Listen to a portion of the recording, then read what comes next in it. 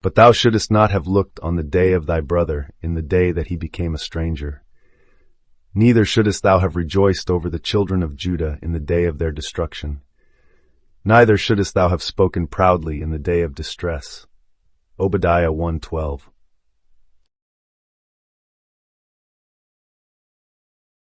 You are faced with a choice, to join the robber who takes delight in another's downfall, or to abide in the shepherd who calls you I am. Obadiah's warning that you must not look with glee on your brother turned stranger, nor speak proudly at his ruin, reveals the inner trial. To rejoice in another's destruction is to crown Barabbas, the thief and robber within, and deny the Christ in both of you. Christ is your own living imagination, the door of the sheep. He enters by the door by your own assumption of oneness and leads you out of separation.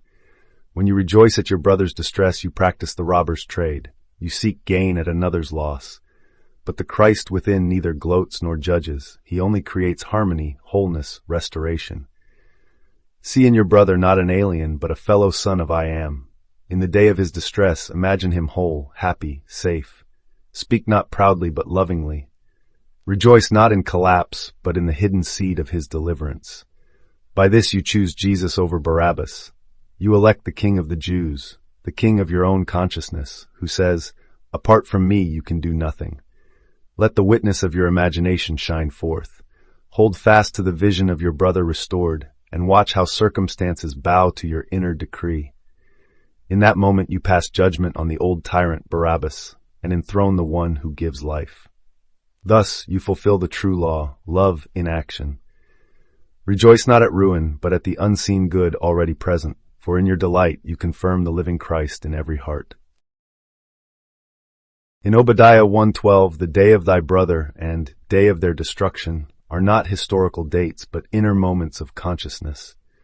To look on another's falling away, to rejoice in another's misfortune, and to speak proudly in someone's distress, all describe fragmented states of mind envy, schadenfreude, and separation.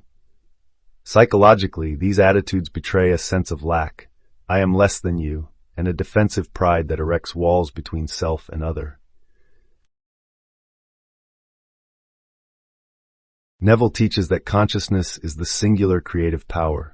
What we assume inwardly unfolds outwardly. When you celebrate another's undoing, you have assumed a state of judgment and limitation. Metaphysically, that very state projects itself as destruction in your own experience.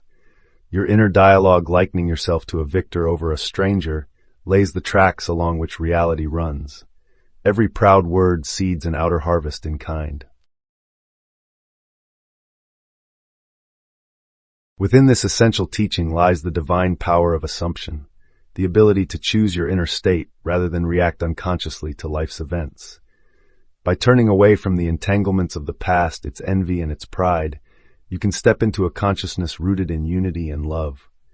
As Neville reminds us, I am is the very origin of all experience, and by invoking your I am presence in every moment, you reclaim the creative power to bring forth new states of being, such as compassion, forgiveness, and solidarity. Begin by gently observing any moment when judgment stirs within you, when that quiet echo of, I'm glad they fall surfaces. Simply notice it, then choose not to feed it, refusing to give it energy. As you become more adept at this self-witnessing, set aside a private moment to replay the scene from a new perspective. This time, rejoice sincerely in your brother's good fortune. Picture him flourishing and allow yourself to feel the warmth of unity that springs from that imagined success. Once you've indulged in this shared joy, settle into a stillness and quietly affirm to yourself, I am one with every soul. I rejoice in all good. Repeat this declaration until its vibration fills your inner world and becomes the prevailing atmosphere of your heart. With this renewed sense of oneness, carry your day forward, as though compassion and generosity were already the fabric of your being. Greet each challenge with a spirit of kindness, choosing words that uplift rather than diminish. In doing so, you will notice how your outer life begins to mirror this inward reality. By resisting the temptation to gloat and intentionally embracing compassion, you bring forth the true creative power of your imagination, shaping both your inner life and the world around you.